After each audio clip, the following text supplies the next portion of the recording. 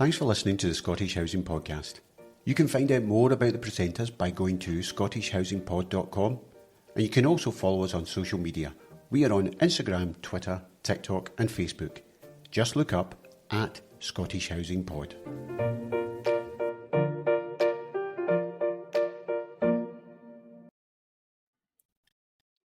So I am joined now by Professor Kenneth Gibb. Ken Gibb, many people will know him as, but if you don't know him, I'm going to let him. I always think it's better if the guest does the introduction. They know themselves better than I do. So Ken, fire away, tell our listeners all about yourself. Okay, hello there, Brian. My name's Ken Gibb. I work at the University of Glasgow. I'm a career housing researcher. I'm now Professor of Housing Economics in Glasgow, and I'm the Director of the UK Collaborative Centre for Housing Evidence, which is an evidence-based research centre that focuses on rigorous evidence to improve policy and practice in housing across the UK and increasingly internationally as well. So one of the first podcasts that we did, I was speaking to someone saying, I've worked in property for a long time. I remember speaking to a journalist once about an item I wanted to get into the news about residential developments in Glasgow. And I remember him saying, housing's not newsworthy. And in the last couple of weeks in particular, but even in the last couple of years, I've thought to myself how that has changed, that housing really is newsworthy. And one of those bits of that, I'd like to cover a number of points with you today about those aspects that might be newsworthy, but one of those that's in the news a lot that's made it very newsworthy is the affordability of housing and the economics around housing market, whether it's the rental market or the purchase market. Yeah. And one of the things that always sticks in my head is, and when I make this statement, listeners will be able to get their own opinion as politically where this particular lecturer was positioned. I always remember an economics lecturer I had at uni. Uni was always quite keen to point out that Switzerland, that we all consider to be one of the wealthiest countries in the world, had one of the lowest owner occupancy rates. This is 30 odd years ago. And Bangladesh, which we all consider to be one of the poorer countries in the world, had one of the highest proportions of owner occupancy rates. So the simple question to you, Ken, if you can just sum this up in 2 minutes, is have we got everything wrong? I mean, that was the essence of what that lecturer was saying. Have we got our whole economic basis around housing wrong? I think we've got a lot of things wrong with our housing. I'm not sure that tenure outcomes and tenure mix is really what matters, actually. These things are true, that there are economies in the West who have relatively higher rates of rented housing, and it seems to work pretty well. Germany and Austria, I think, are probably better examples, actually, of that. Switzerland's quite unique in this way. I had a PhD student who looked at the sort of residential market there back in the early 2000s, so it's quite a unique situation. But no, we have lots of things really wrong with housing. I think where does one start? We have an inelastic and unresponsive supply side for a range of reasons. We have a housing system dominated by the stock of housing, which is getting older and it has all sorts of quality issues and other issues about fitness for purpose.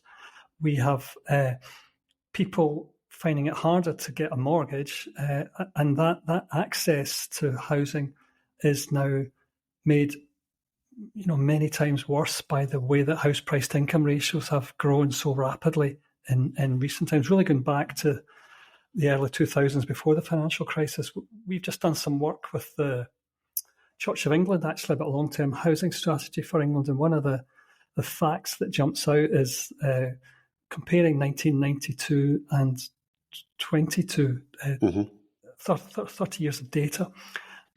Median incomes have risen by 50-odd%, but house prices have risen by 377%. And and we often talk about how these house price income ratios have just got huge. So we could probably should, retreat on some of the mortgage regulations of 2008-9 to some extent, but that doesn't change the fact that house prices are just out the reach of so many people now. And that's also creates this wealth inequality thing, which benefits existing owners of housing assets and can benefit landlords as well. But it just leaves a lot of people excluded. And that wealth inequality is a really serious long-term issue. There's actually a marvellous blog by Sam Bowman and colleagues from 2021 called The Housing Theory of Everything. And in it, they basically say there are some visible problems with housing about shortage and about affordability, but there are these longer-term, more difficult to perceive issues about wealth inequality, about the impact on productivity, about the impact housing market failure has on regional economic development, but also the environment, climate change, obesity, with urban sprawl and things like that, everybody driving cars.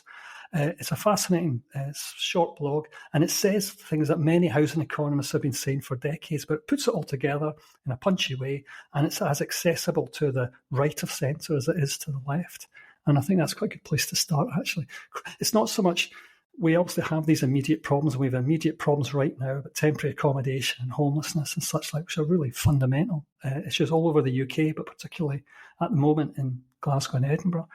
But it's also about these chronic long-term issues that are always too difficult to deal with and don't fit in with. So I said at the very beginning, the housing stock's really important relative to the flow. And that also means that housing takes a long time to fix. And electoral cycles and such like don't really work with that. And that's part of why we're doing this work, the Church of England, actually. So that's a bit of a random answer to a very difficult question, actually, but I hope that helps. No, it's not, because I'm very fortunate to get to speak on the radio a lot about housing, and a lot of the time it will fixate on what I always think is it's almost the tip of the iceberg when trying to assess the housing market. It will be, have prices gone up? Have prices gone down? Yeah. Are people happy? Or are people unhappy? Yeah. And even within that small tip of the iceberg, but whether people are happy or unhappy is largely impacted by, are you a buyer or a seller? Are you moving up market or are you moving down market? Yeah. Even within that. But for me, so much of this stems from, you can't fix the housing problem without looking at where are all the jobs. Yep. And increasingly all the jobs are in the cities. And then, if you look at Scotland, increasingly the jobs are in Glasgow and Edinburgh, effectively. So then that drives people to the cities. And of course, in the UK itself, massive driven population down to London. So that then feeds into the wider economy about what we do about jobs. And of course, then commuting. What do we do about commuting? Because if we have massively improved public transport infrastructure, that does allow for people to be more spread out and not so concentrated. So I suppose all of these things are together. That's also an issue that operates at lower scale. So we're doing some work in Govan just now, and the key to it really is Wheatley are trying to develop a so-called transformational regeneration area just beside Ibrox Stadium, and it's all about connectivity. It's the fact they've got both Govan and Ibrox subways right there, and the fact that there's the bridge being built between Partick and Govan. There's a whole new opportunity for connectivity. So urban regeneration and the potential for mixed tenure development in somewhere like Govan can be made possible by making it a more accessible place and expanding on the value of those subway stations and the bridge. And I suppose then that sort of economic side of things was interesting. I was at the Scottish Property Federation conference last week, and there was lots of people there representing the build-to-rent sector who have been very critical of the new housing bill. And I'd just like to get your thoughts as a housing economist and someone who lectures on that side of things. Yeah. You're sitting there listening to, Patrick Harvey followed the housing minister, and Patrick Harvey was much more, his brief when he was in government was in connection with tenants' rights. So he's looking at it from I've got to look after the tenants. If increasingly people's tenure location is a private rented sector, then they need greater protection. And the build-to-rent sector are saying yes, but by focusing on the supply end, you're also the demand end, you're cutting off the supply end. So I'd like to get your thoughts on all of that. As with all these things, I think that it's quite nuanced, actually. So I think one of the interesting things about the private rented sector is that we've had this remarkable growth across the UK, including in Scotland, including in Glasgow in particular, in the private rented sector, and it's unplanned. And the government, you'll recall that in the 1990s and 2000s, the government had all sorts of plans to encourage institutional investment without really any sustained success in those days. And there's always been the real goal was to find ways to get institutional investment. This notion that if there's property investment in commercial property, there must be ways of doing it in the private rented sector. And certainly in recent times, Glasgow and Edinburgh have been really keen and really tried to induce institutional investors to take up this kind of build to rent programme. And Glasgow, for instance, has strongly linked it to jobs, to graduate jobs, incomers coming into the city for the future of the economy in the Glasgow city region, etc. And there are lots of there were planning permissions all dotted on either side of the Clyde around the city centre. And then, of course, we had the introduction of the rent freeze and the rent cap. And as we may come on to talk about, we've been doing a lot of work in rent control in the context of the government's wider plans for rent control. And it's clear to me that, in a sense, the rent freeze followed on from COVID and government recognising that there were these big strokes that they could play and make really big interventions. And in the context of the cost of living crisis, the government thought this was just something they could do, and this could make a material difference to lots of people because of their housing and fuel costs, etc.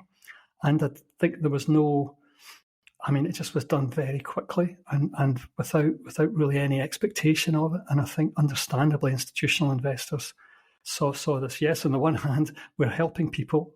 That's important for a while, reducing or capping their housing costs. But what we're also doing is creating much more political risk and uncertainty about investment. And I don't know how many times in the last year I've heard investors and their agents saying, this will do long-term damage to institutional investment until there is that political certainty. And it's interesting, we did some work with the Scottish Parliament about rent controls, and we talked to some institutional investors in Sweden, and they were basically making the point that they operate in different regulated rental markets all over Europe, and they have no problem with rent control per se. It's making sure it fits within the bounds of their political risk mapping, and that there is certainty. And if they can earn CPI over time, then that can work fine. And it's part of a diversified portfolio. But this is the kind of opposite of that. This is an unanticipated challenge, which makes investment much more difficult. Worth noting that in the consultation before the bill, there was a hint that there would be an exemption for the build-to-rent sector in the eventual rent control policy. So I think on the one hand, as you say, there's some kind of a immediate short-run symptomatic case for helping people, and undoubtedly would do that. And of course, it was popular on the demand side and amongst people, punters, but not so much in terms of supporting that pipeline of new investment, and which would transform the sector over time. So that's very unfortunate. The only other thing I'd say about the rent freeze is that I heard John Blackwood say very, very accurately, in a sense, that we now know what these kinds of forms of rent control do. And the critical thing was that it was only for existing tenancies and not for new lets. What it does is it pushes rents up in the new let sector, and that has all manner of knock-on distortions. Not only does it reduce affordability, it stops people moving.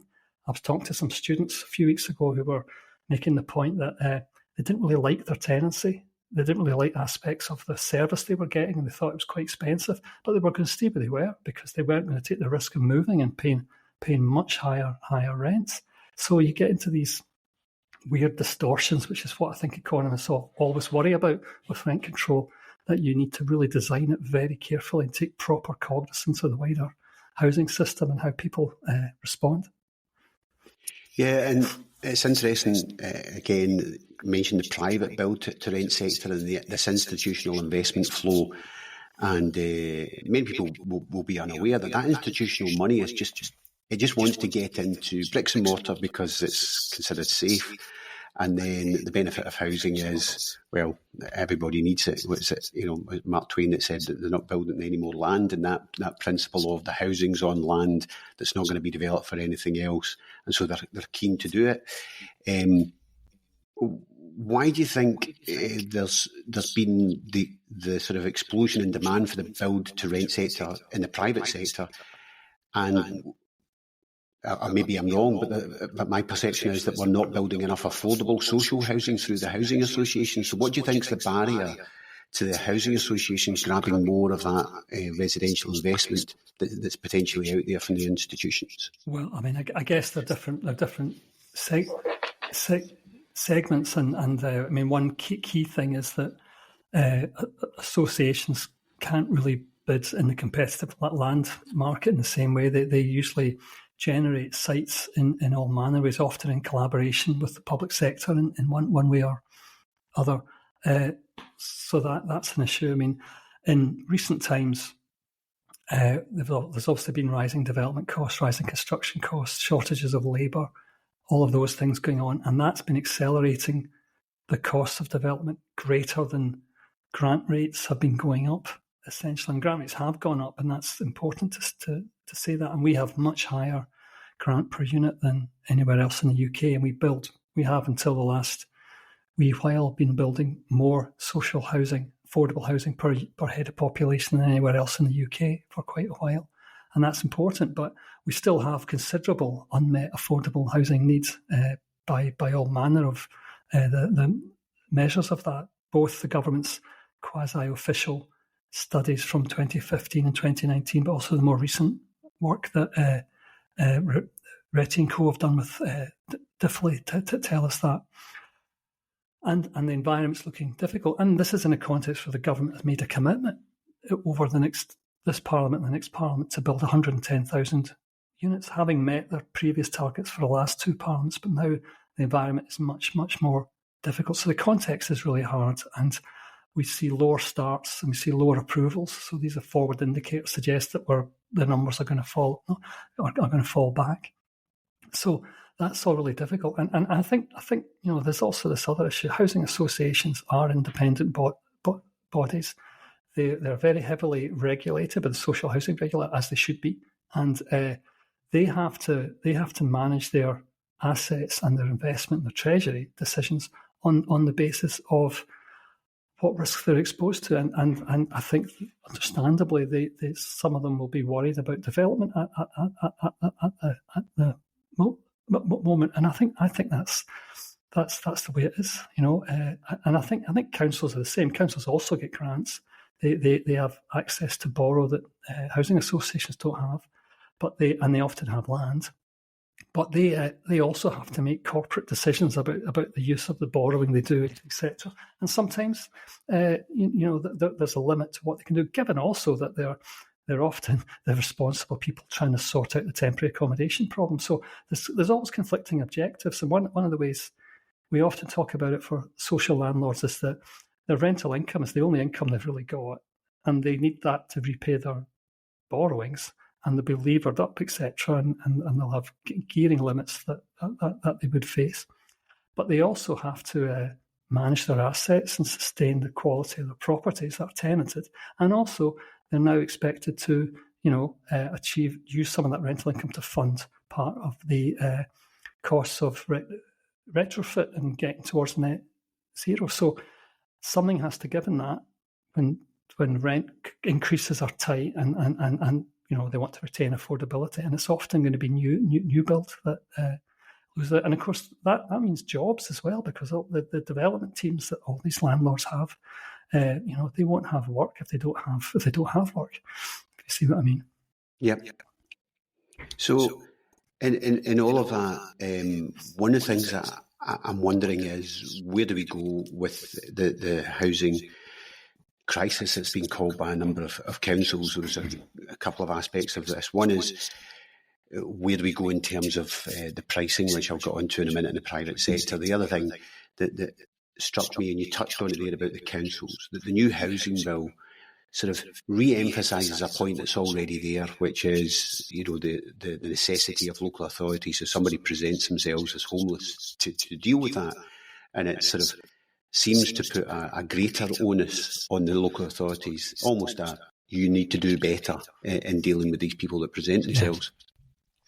But as I read that, I thought, well, but the issue we've got at the moment is these councils have already declared the housing crisis because they've got too many people that they can't deal with, and that's why so many have gone to the private rented sector. So in that housing bill, how do you think that circle is going to be squared in terms of it's putting a greater onus that's already there on local authorities, yet as you've just pointed out, the local authorities are a bit hamstrung, one, because someone like Glasgow doesn't do their own housing, it's all outsourced to housing associations, and secondly, those that do, they've already got a limitation on staffing and resources. Yeah, exactly. So this is a recurring theme in housing policy, perhaps in a lot wider public policy, that we have progressive and desirable aims and visions for what we want to achieve.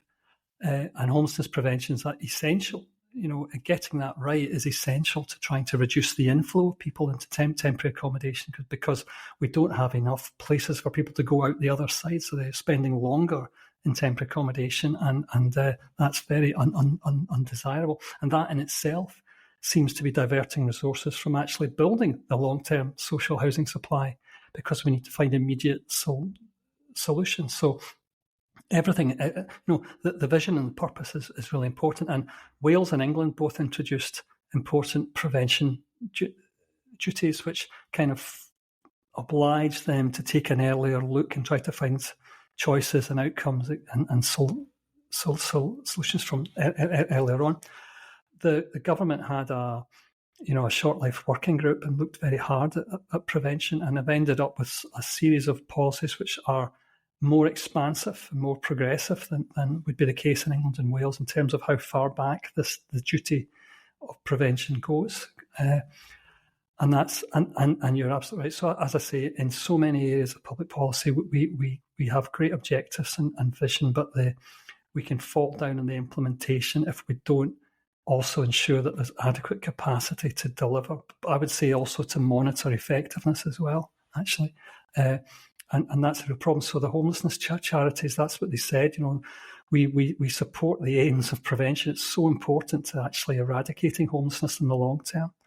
But we need to have the capacity to be able to deliver it. And as you say, clearly, four local authorities have declared an emergency and need to plan to do things differently. And Glasgow's trying to do that. And Glasgow is now trying to up the proportion of the nominations it makes for statutorily homeless people in order to try and clear some of that backlog and that gap. But that obviously raises questions for the myriad different housing associations who are, thinking about the suitability of specific properties that become available, etc.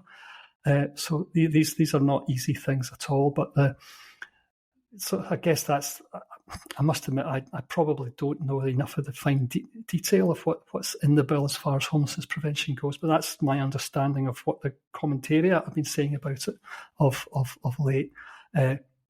We have to wait. We have to kind of wait and see. But I think I would probably argue that the rent control material that's in the bill is similarly underdeveloped in the detail that it needs to have. And I think the detail is incredibly important for something like that because of these knock-on effects if you don't get it absolutely right. Yeah, because one of the things about rent controls, as you sort of touched on, it's got to be right. You said that parts of Europe it can work, because of course the challenge for housing associations, many of them will have some sort of funding from the institutional lenders that they've got that has built in order to have a sort of an amortising profile to the funding they've got. It will have a built-in mechanism for an expectation of a minimum rental increase per property. So I think that was partly recognised, I suppose, by the last rent freeze coming to an end on the 31st of March. So on the 1st of April, housing associations could put their rents up. That was still quite prescriptive. Well, I mean, I think you're talking about private landlords rather than housing associations. So housing associations do have exactly that set of circumstances, but they're not caught in the rent cap, rent freeze aspect. It's only the private rented sector. But on the other hand, when the freeze was announced, they were under it, and they had to kind of lobby and argue their way out of it. But that's because they could say, well, we always raise our rents with an eye to inflation and affordability, and they are expected by the regulator to do all those things. But they can still set rents, in a context when inflation's high. They're still setting big rent increases, and that's what happened in the spring of 2023. So there were some quite big rent increases. But it's also the case, though, that they've got to have these long-term business plans, and they have to link their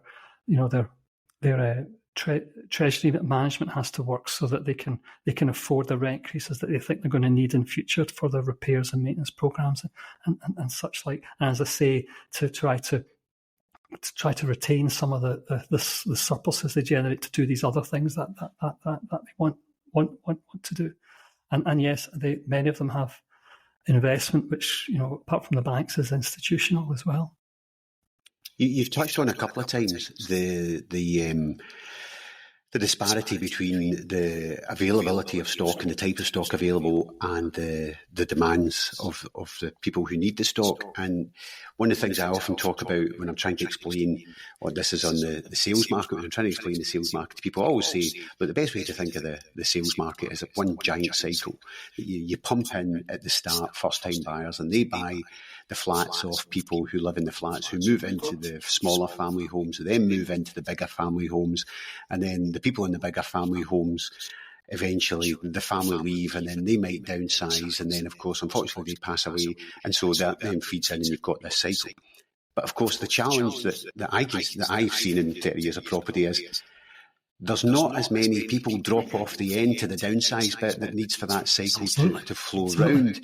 And that seems to be one of the driving forces behind the challenge in the housing market of prices going up, is that you've got this blockage at the end of, without sounding too harsh about it, because I'm not a million miles away from this myself, at some point, if the people in the bigger houses are saying, well, this is fine because this has been my long-term home, and quite rightly saying, I don't want to move on, then you get that blockage. So I'm looking at the housing market just now, and this is where I then turn to you as a specialist in the research behind this field. I'm looking at how we unblock that challenge. We talked about wages and all those other things, but for me, a major blockage is now starting to be, we can keep feeding in the first-time buyers if they can get the funding. We can keep feeding them in, but that cycle is just going to logjam at the end. How do we resolve that? Is there incentives you think we could do, or how? Give me your thoughts. I think there's a policy idea that's in the ether just now from down south, which I'll come back to in a second. But I think it's clear that filtering happens and that there's these movements around the different segments of the housing market, but in the way that you explain, the kind of demographic process that generates opportunities for people to move up and etc. I think the problem is it's not something that works sufficiently smoothly or quickly enough that you could rest a kind of policy framework on it. And I think we'd all be waiting a long time if investment in new high-end stock at the top of the market would actually filter down to allow people at the bottom of the market to get the next gradation of the housing system. But it clearly happens all the time. That process is always unfolding. But you're absolutely right that one of the biggest barriers in the system is that older owner-occupied households do not downsize or right-size quickly enough, and often they move when they have to move rather than when they want to move, or when it might be in their utility sense the best time for them to move. And there are all sorts of reasons for that. But one of the outcomes of that is that they often live in properties which become dangerous to them, where they maybe aren't able to heat them properly, and almost by definition, the houses are too big for their own personal needs. I mean, it's a choice to some extent because they've clearly got wealth in the form of the property, amongst other things, pensions, etc. But they don't move, and that causes all manner of problems. And one of when we were doing research on the bedroom tax when it was introduced in social rented housing for working age households, we were saying, well, this is the wrong group to focus on. This isn't the problem. The problem is in the owner-occupied sector. So about 10, 12 years ago, Richard Best, was doing work in the Lords about good practice right size or downsize in Scandinavia and in Holland and places like that. And there's lots of really interesting work about, the kind of, it's chicken and egg. How do you create the demand and the certainty that allow developers to maybe build urban town centre, high amenity, high facility flats aimed at people in their 60s and slightly older. And that started to seem to encourage, places like Copenhagen start to encourage people to downsize slightly younger as soon as they were kind of empty nesting sort of thing. And having that high amenity, like, not everybody wants that, but there was a kind of market process where there was evidence of that working, and also having other beneficial spillovers so that, there was a mixture of ages and people in urban town centres, etc. But getting back to the present, my colleague at the LSE, Christine Whitehead, she and Tony Crook from Sheffield have been doing a series of housing strategy papers for the Family Building Society.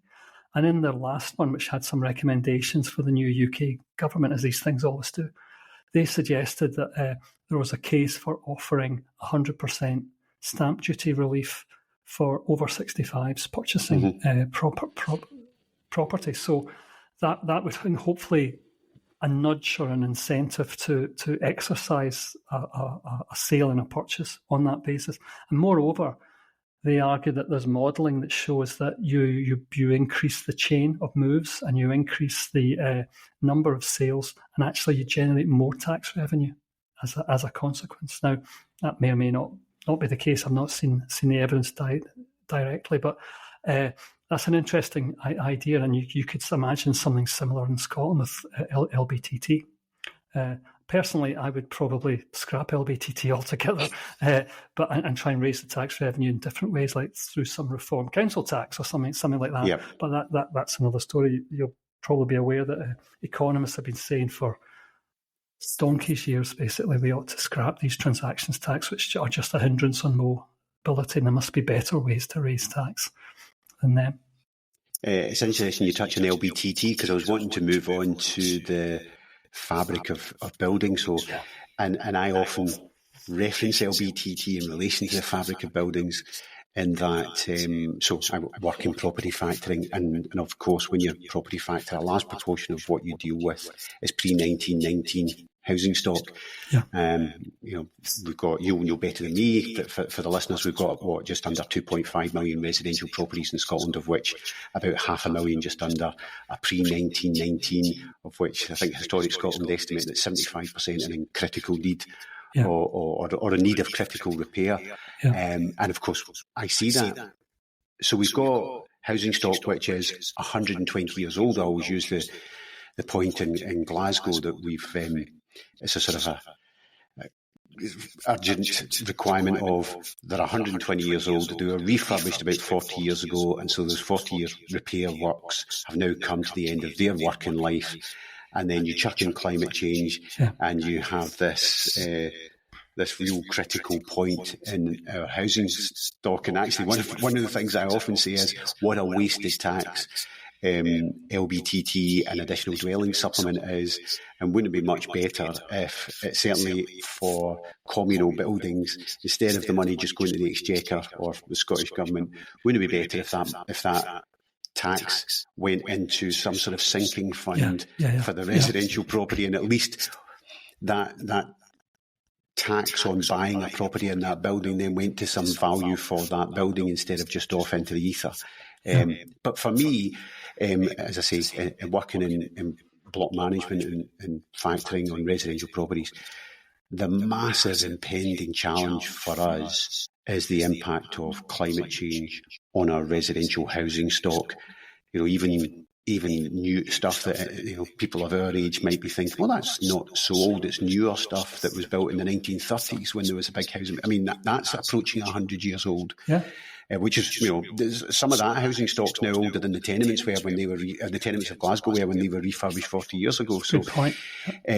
What's your thoughts on that challenge? I just, without me boring the listeners on with my drones, I just see rainwater goods that can no longer cope. Water now hitting parts of buildings that were never designed to get the water because the rainwater goods can no longer cope with these sort of flash flood events that are much more common, and so on and so on. So give me your thoughts on that side of things. So I've, since having never worked in this area at all since 2019, I've done one major project on retrofit. That's finished, now doing another project on heat pumps. And we're about to start a project which is about tenement housing, Victorian tenement housing in Glasgow as a whole. So I've learned an awful lot from those experiences. So I'll just say a little bit about particularly the first one. So we did an evaluation of a ENERFIT retrofit, which is passive house equivalent of a Victorian tenement in Govan Hill stroke, just on the cusp of that area, just not far from actually the block next to Queen's Park Station, railway station. Right, okay. And it was an 8 one-bed flats, which Southside Housing Association took over from the private landlord who had them, built in the 1890s. And we literally had the launch of the project 3 weeks before lockdown started. So we spent a year doing Zoom calls, talking about the project, how we were going to do it, trying to get the funding. It was one of these weird things where we'd been funded to do the evaluation when all the funding and the technical matters hadn't been sorted by the actual project, the construction project. So we got everything funded and all that sorted. We had a long battle with planning permission. And eventually they did the work, and we did technical performance measures where we had monitors and sensors and property. We did post-occupancy surveys with the 8 social tenants who came in. We did cost-benefit analysis that I did of the whole project, a green book, very orthodox analysis, but using the then Business and Energy Department in London's cost of carbon measures. They have a kind of low, medium and high cost of carbon estimates. And we also tried to synthesize it, pull it all together. And it cost a lot. It cost a lot of money, but the association purchased the property. They did the basic refurbishment that you've just been talking about, and then they did the retrofit on top. So lessons we learned from it was that you need to do the fabric first. You need to really invest in that work, and that's the bit that costs the money. The government provided grants for heat pumps, so we didn't pay for the heat pumps. But there were all sorts of, basically, Glasgow's essential tenement policy wasn't ready for really significant retrofit activity. So you're not allowed to have photovoltaic panels on the roof. You're not allowed to have heat pumps sitting at the back of a property. All sorts of issues we've had to challenge. And I should say Glasgow has a tenement strategy, which is really exciting, and they're doing really, really good work. But we were like the first example of a really quite high-profile project trying to get to the bottom of all this stuff. But as I say, it cost a lot of money, but on the other hand, the benefit-cost ratios were hugely positive. And we did sort of 3-way comparison, demolish and rebuild, our ENERFIT retrofit, or a kind of lower level EIS 2 as it was then, kind of retrofit. And both the retrofits were miles ahead of demolishing and rebuilding. So that was quite exciting. And the other thing that was really striking was that when the project came to an end and the tenants came in 2022, we were in the middle of the cost of living crisis, and we were able to massively reduce energy costs for the tenants. And essentially because the fabric first approach, a kind of airtight sealant with a mechanical ventilation, it basically radically reduced energy demand. And so people were only paying £40 a month for their electricity. There's also going to be wastewater recovery and stuff like that.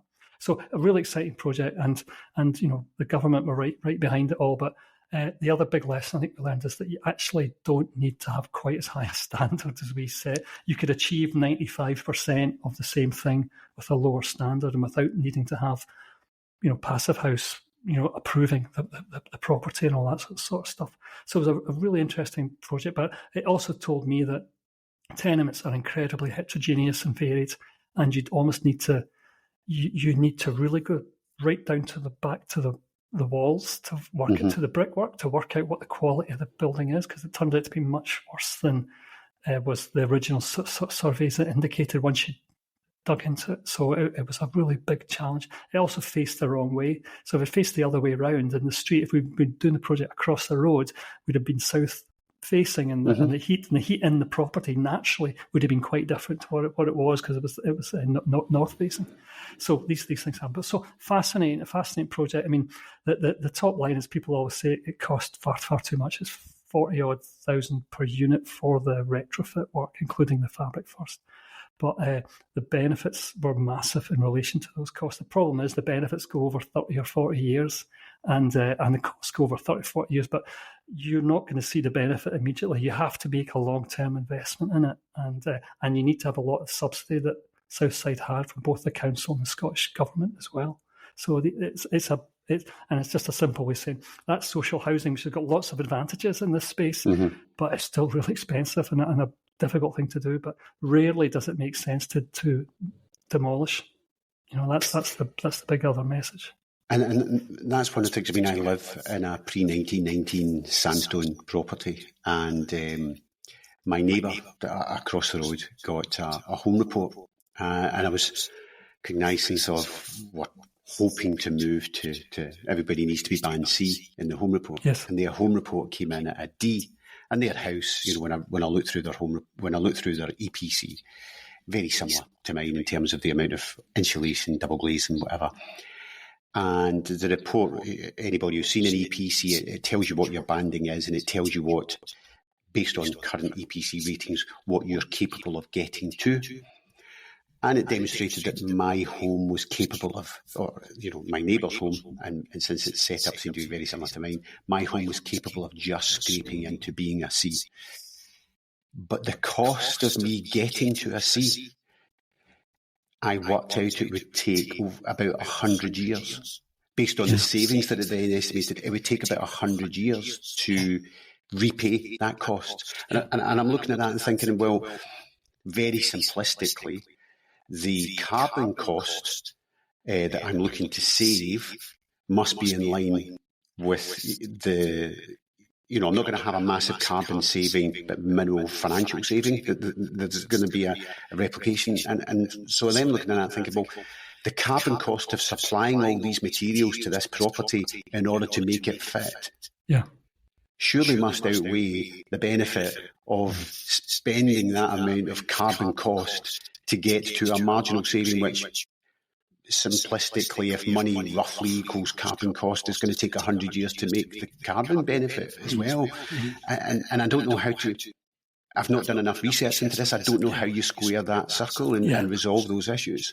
So I think we need lots of, we need breakthroughs, and people need to communicate more effectively about the kinds of clever, funky green finance things that can be done to help people. It seems that at the moment, I was in a meeting last week and people were kind of saying that one of the problems is a lot of the green finance deals are simply not as good as conventional deals. And that's not good. I know people like John Boyle have argued for a much more thoroughgoing use of equity loans, essentially, that you borrow from your future equity growth, in a sense, in order to help pay for part of that. At one level, this is about saying to owner-occupiers and private landlords, this is compulsory, and that's really hard.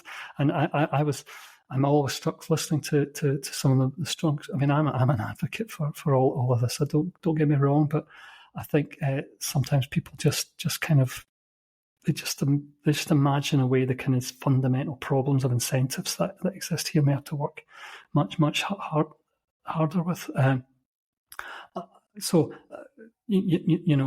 think we need an injection of funding. We need to do some other clever things, though. I'm much more encouraged now that the sort of tenement maintenance working group and the Law Commission and the proposals for tenements actually looks like it's coming to something now.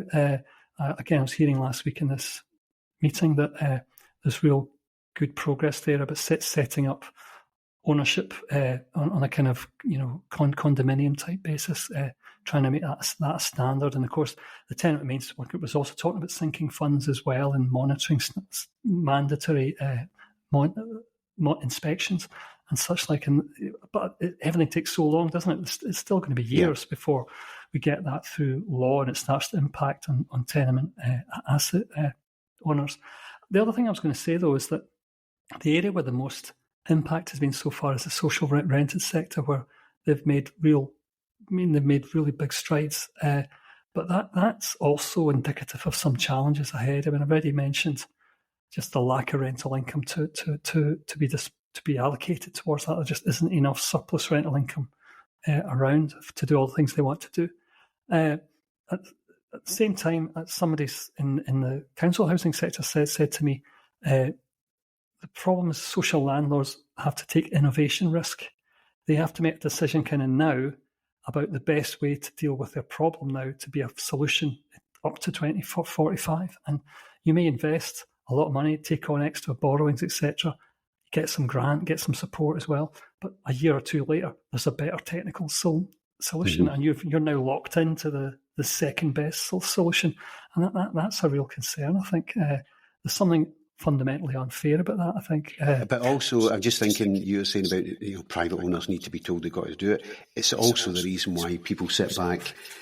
Older ones of us will say, well, the first people who bought video recorders bought Betamax, and it ended up being VHS that was the solution. The same point, isn't it? It's the same point. Yeah, and you've got so many people, whilst the social rented sector at times may have a political obligation to try and move these things forward. The other thing about why technology will take so long to happen is because the private rented sector, on the other hand, is sitting there going, well, I'll wait till he's done it. Yeah. And there's also an exit route for landlords, in a sense that's maybe it's not quite the same as the exit route for an owner occupier, is it? Particularly the sort of landlord versus the occupant of the property. It's a different sort of thing, I suppose. Yeah, I was going to say something else there.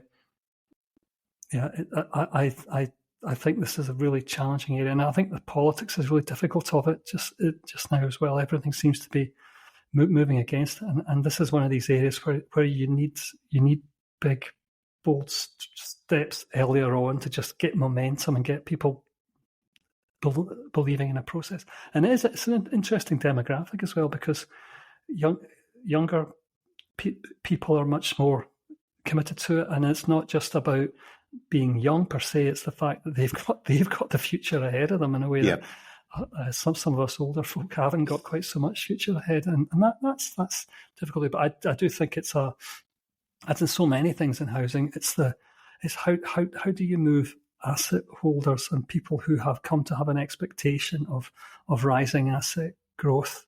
How do you move them with you? We did a video for the Nidri Roads project that I was talking about earlier, and I presented it in the green zone of the COP26, and there was so much interest and support in the video, with the exception of owner-occupied people who lived in tenements, and they gave me a much harder time, and there was a much more. And I see where they're coming from. It's like in any of these areas. What are the policy options? What can be done? How will it be implemented? What's the time scale? All of these things that we often don't know about, and it's a real challenge. But as I say, I'm genuinely. I think we've had so many decades and generations of problems over common repairs and tenements that this is all part of the same thing. It seems to me, and it's really quite exciting. We've got one of our clients in the property factoring side owns a number of properties, a large landlord, and some of those are with us. And they are very keen. As a client, you would be chuffed to bits with them. They are very keen that every building gets a full building condition report, schedule works, and does its best to get grant funding from the local authority to move forward to do a large scheme on it, because they are well aware of things. But the point I keep trying to make to them, because they're a long-term residential property investor, although they're individual, they're in it for the long term. The point I keep making to them is the challenge of getting a communal decision made in a factored building is, any one time you might have two people who've bought and it's their first property and they've maxed out what they can do, and so finding an extra £10,000 to £20,000 to do it just isn't there. And at any one time you've got another two owners who are thinking to themselves, well, I was moving out in the next 18 months anyway, so I'll not get the value back of this project. So regularly, you've got about 50% of the building who either can't pay or is thinking, well, I'm out the door and I'll not see the value back. So moving that development, that building forward is incredibly difficult in the communal building. And even if you get that majority of 5 or 6 out of 8 owners agreeing, you've still got 2 or 3 who you need them to stump up for it to happen. If so, one final question, because I kept you long enough and I know you need to get away. So we're going to need a new First Minister. So if they came to you and said, Ken Gibb, here you are, and actually the first thing the First Minister gets, they get a magic wand to do one magic thing. What would be your magic wand thing that you would do for the housing in Scotland in the areas we've talked about, in terms of the rental sector, the private sales market being exponential growth, the lack of supply, or the coping with climate change and making our properties suitable for 2045? What would be your one magic thing you would do? I'm throwing this at you, so you've got 2 seconds to guess to go with it. Well, I guess I would want to reinstate the budget for the Affordable Housing Supply Programme that was cut by 26%. I think that's critical to trying to find more spaces for people who are in temporary accommodation and for helping us meet unmet housing need. I think that part of the supply system is as I think you said right at the beginning, is often the bit that doesn't see enough, and we need to build more social and affordable housing. We're doing some work for Joseph Rowntree, and we've got a whole screed of ideas about how we think we can improve the way the system could work to improve the way we meet need and generate more supply. So that to me is the first step. Okay, well, with that, Professor Ken Gibb, I will say thank you very much. Okay, thank you. Thanks for listening to the Scottish Housing Podcast with Stephen Purcell and me, Brian Gilmore. To ensure you don't miss an episode, please follow us and subscribe wherever you pick up your podcasts. To find out more about the presenters, go to scottishhousingpod.com, and to get all the latest information about forthcoming guests and new episodes, follow us on social media at Scottish Housing Pod.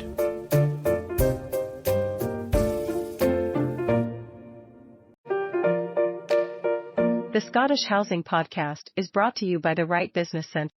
Located just off the M8 in Glasgow, we have office space to suit all companies from the smallest startup to a large corporate business. Right Business Centre also provides virtual office services like mail handling, creating a seamless virtual operation for remote teams or startups.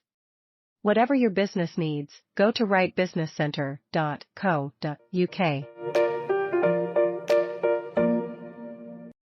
Welcome to the world of hassle-free property management with Indigo Square. As a premier residential lettings and property factoring service, we pride ourselves on tailoring our services to meet the unique needs of each client. Whether you're a landlord seeking a professional agent to handle the complexities of new legislation, or a homeowner in a shared building looking for seamless repair solutions, Indigo Square has got you covered. Say goodbye to stress and hello to peace of mind with Indigo Square.